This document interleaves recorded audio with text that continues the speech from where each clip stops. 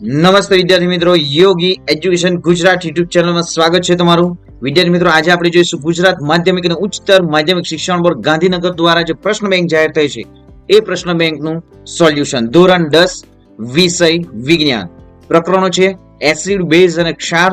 10મું chapter છે માનવ આંખ અને રંગબેરંગી દુનિયા. વિદ્યાર્થી મિત્રો, આ જે બે ચેપ્ટરો છે એ જ આપણી પ્રથમ પરીક્ષામાં પણ આવશે. વિદ્યાર્થી મિત્રો, તો ખાસ વિદ્યાર્થી મિત્રો, અહીં જે સંપૂર્ણ એમસીક્યુ એક વાક્યમાં આપ્યા છે, લોંગ ક્વેશ્ચન આપ્યા છે, એ વિદ્યાર્થી મિત્રો સંપૂર્ણ આન્સરો તમારી નોટબુકમાં પણ લખી લેવું જોઈએ. આપણે ફર્સ્ટ પ્રશ્ન 1 સેક્શન એ, નીચે આપેલા વિધાનો માટે આપેલ વિકલ્પોમાંથી સાચો વિકલ્પ પસંદ કરો. એક દ્રાવણ ભૂરા લિટમસને લાલ બનાવે છે, તેની પીએચ લગભગ ખાલી જગ્યા હશે. જવાબ છે 5. એસિડ સ્વાદે ખાલી જગ્યા હોય છે. જવાબ છે ખાટા. માનવ આંખ પોતાના આ ભાગ પર પ્રતિબિંબ રચે છે, તો અહીં સાચો આન્સર છે નેત્રપટલ એટલે કે રેટિના. નેક્સ્ટ જોઈએ, આપેલ વિધાનો ખરા છે કે ખોટા તે જણાવો. લિટમસ એ કૃત્રિમ સૂચક છે, ખોટું વિધાન છે. સફેદ કપડા પર કઢીના ડાઘા પર સાબુ ઘસવાથી લાલાશ પડતો કથ્થાઈ રંગનો ડાઘ પડે છે, સાચું વિધાન છે.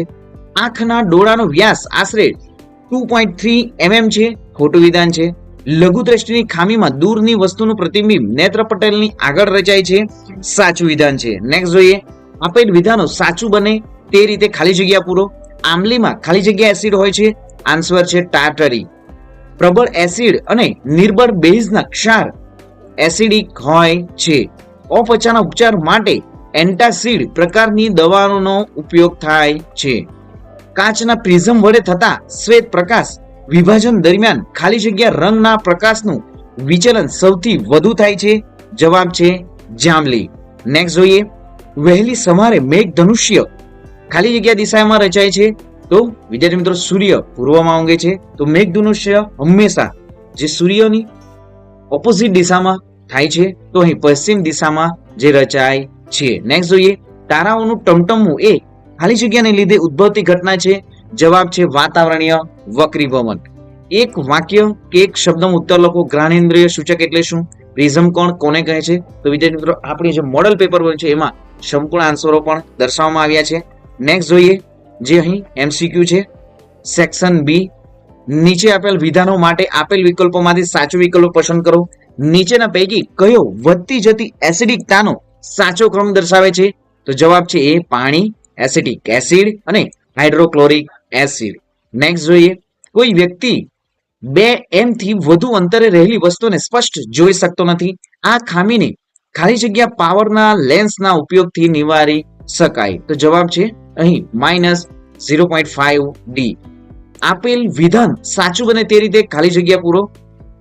તો અહીં વિદ્યાર્થી મિત્રો સંપૂર્ણ જે આકૃતિ જોઈ શકો છો, તો અહીં ઉપરોક્ત આકૃતિમાં કેલ્શિયમ હાઇડ્રોક્સાઇડના દ્રાવણમાંથી ખાલી જગ્યા વાયુ પસાર થતા દ્રાવણ દુધિયા રંગનું બને છે, તો જવાબ છે CO2 કાર્બન ડાયોક્સાઇડ. નેક્સ્ટ જોઈએ, અહીં આકૃતિ વિદ્યાર્થી મિત્રો જોઈ શકો છો, શ્વેત પ્રકાશ પડદો છે, તો ઉપરોક્ત આકૃતિ પડદા ક્યુ પર પ્રકાશનો કયો રંગ જોવા મળશે? તો જવાબ છે શ્વેત રંગ. નેક્સ્ટ જોઈએ, એક વાક્ય કે શબ્દમાં ઉત્તર લખો. દાંતના બહારનું આવરણ શેનું બનેલું હોય છે? જવાબ છે કેલ્શિયમ ફોસ્ફેટ. કવચના ડંખમાં કયો એસિડ હોય છે? જવાબ છે મેથેલિક એસિડ. પ્રેસ બાયોપિયાની ખામીનું નિવારણ કયા પ્રકારના લેન્સ વડે થાય છે? જવાબ છે બાયોફોકલ લેન્સ.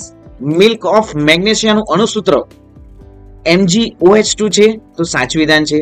લાલ રંગના પ્રકાશની તરંગ લંબાઈ ભૂરા રંગની તરંગ લંબાઈ કરતા આશરે 2.8 ગણી વધુ છે, ખોટું વિધાન.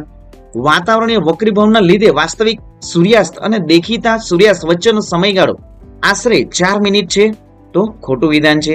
નેક્સ્ટ જોઈએ, અહીં લોંગ ક્વેશ્ચનો પણ આપવામાં આવ્યા છે. વિદ્યાર્થી મિત્રો, તમે ધોરણ 10 માં ભણો છો, તો આવનારી પ્રથમ પરીક્ષા પ્રિલિમિનરી પરીક્ષામાં પણ વિદ્યાર્થી મિત્રો આ જે ક્વેશ્ચનો છે મોસ્ટ ટાઈમપી છે, અને જે બોર્ડની પરીક્ષા છે એ બોર્ડની પરીક્ષામાં પણ અહીં જે ક્વેશ્ચન આન્સરો જે ક્વેશ્ચનો આપવામાં આવ્યા છે વિદ્યાર્થી મિત્રો, તમામના આન્સરો પણ લખી દેવું. મોસ્ટ ટાઈમપી રહેશે, એ પ્રમાણે જ પૂછાશે વિદ્યાર્થી મિત્રો, અને આજે એકમ કસોટીના પણ ક્વેશ્ચનો પૂછાઈ શકે. તો વિદ્યાર્થી ખાસ આ તમામ ક્વેશ્ચનો જો વિદ્યાર્થી તમને જોઈએ છે તો નીચે ટેલિગ્રામમાં તમને જોડાઈ જાઓ.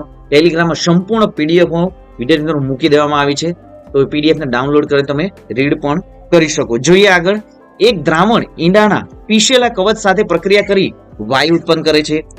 જે ચૂનાના પાણીને દૂધિયું બનાવે છે તો દ્રાવણ ખાલી જગ્યા ધરાવે છે. જવાબ છે HCl. નેક્સ્ટ જોઈએ, જ્યારે એક કસનળીમાં એક એસિડના દ્રાવણમાં એક બેઝના દ્રાવણને ઉમેરવામાં આવે ત્યારે શું થાય છે? જવાબ છે દ્રાવણનું તાપમાન વધે છે, ક્ષારનું નિર્માણ થાય છે. તો અહીં સી જે 1 અને 4 જે છે એ સાચો આન્સર છે. દાંતનો સડો અટકાવવા માટે આપણને નિયમિત બ્રશ કરવાની સલાહ આપવામાં આવે છે. સામાન્ય રીતે ઉપયોગમાં લીધેલા ટૂથપેસ્ટનો સ્વભાવ હોય છે તો જવાબ છે બેઝિક. જ્યારે પ્રકાશ આંખમાં પ્રવેશ કરે છે ત્યારે મોટા ભાગનું જ્યારે પ્રકાશ આંખમાં પ્રવેશ કરે છે ત્યારે મોટા ભાગનું વક્રીભવન થાય છે. તો ક્યાં થાય છે? પારદર્શક પટલ એટલે કે કોર્નિયા. નેક્સ્ટ જોઈએ, વર્ગમાં સૌથી પાછળ બેઠેલ કોઈ વિદ્યાર્થી બ્લેકબોર્ડ પર લખેલ અક્ષરોને વાંચી શકે છે, પરંતુ પાઠ્યપુસ્તકમાં લખેલ અક્ષરોને વાંચી શકતો નથી. નીચેના પૈકી કયું વિધાન સત્ય છે?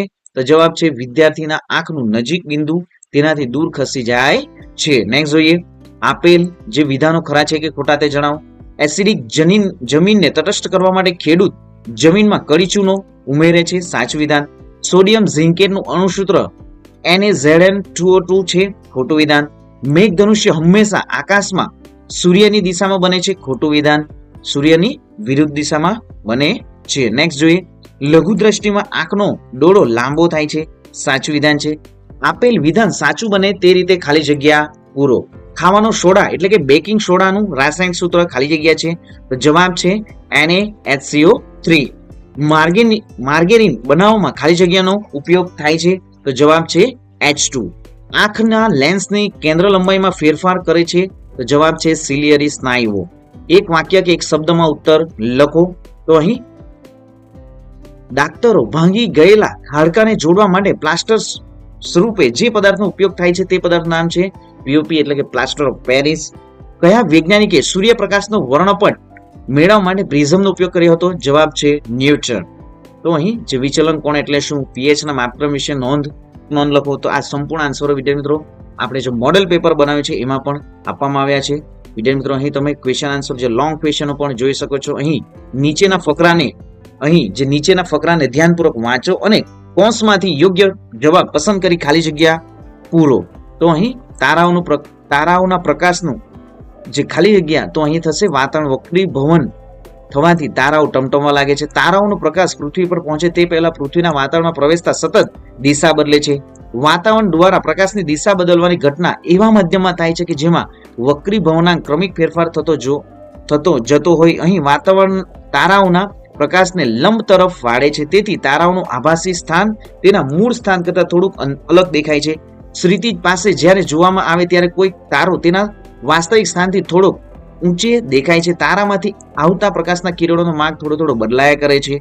અહીં અંતે જોઈએ તો આથી તારાઓનું દેખીતું સ્થાન બદલાયા કરે છે અને આપણી આંખમાં પ્રવેશતા તારાઓની પ્રકાશની માત્રા પણ અનિયમિતપણે બદલાય છે, જે ટમટમવાની અસર કરે છે. તો વિદ્યાર્થી મિત્રો વિડીયોને લાઈક નથી કર્યો તો સૌપ્રથમ લાઈક કરી દો, ચેનલને સબસ્ક્રાઇબ કરી દો. આપણી યુટ્યુબ ચેનલ પર ધોરણ 3 થી ધોરણ 10 સુધીની તમામ એકમ કસોટીના મોડેલ પેપરો મૂકવામાં આવે છે અને વિદ્યાર્થી મિત્રો તમારી આવનારી પ્રથમ પરીક્ષાના મોડેલ પેપર પણ તમને આપણી ચેનલ પર સંપૂર્ણ ફ્રીમાં મળી જશે. તો ચેનલ સૌપ્રથમ સબસ્ક્રાઇબ કરી દો.